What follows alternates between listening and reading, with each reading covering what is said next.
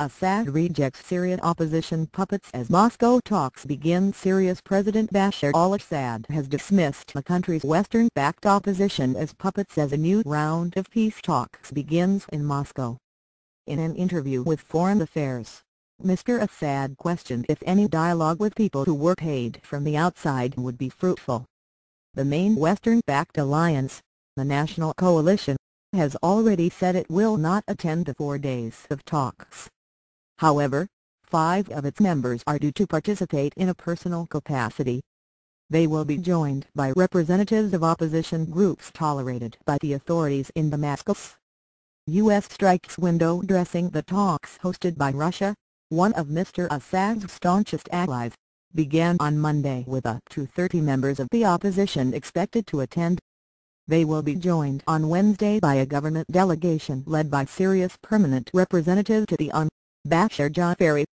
Russian Foreign Minister Sergei Lavrov has said he hopes to generate chemistry that will help the UN envoy to Syria, Staffan de Mistura, organize a peace conference to end the 40-year conflict, which has left more than 200,000 people dead. However, the source in the National Coalition doubted Russia's ability to be an impartial arbiter, telling the AFP news agency, any talks should be held in a neutral country and overseen by the United Nations.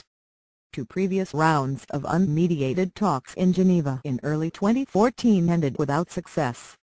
President Assad said the conflict could only be ending with a political solution, but was dismissive of the idea of negotiating with exiled groups.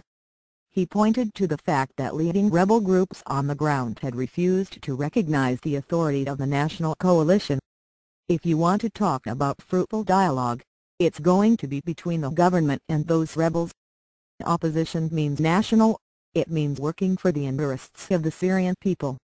It cannot be an opposition if it's a puppet of Qatar or Saudi Arabia or any Western country, including the United States, paid from the outside. It should be Syrian, he added. Mr Assad also called U.S. plans to train moderate rebels to fight the jihadist group Islamic State, which controls large swathes of northern and eastern Syria, illegal and illusory. Bringing 5,000 rebels from the outside will make most of them defect and join us and other groups, which is what happened during the last year, he warned. The president called the US-led airstrikes in Syria window dressing, saying they had failed to stop the jihadists making gains since they started in September.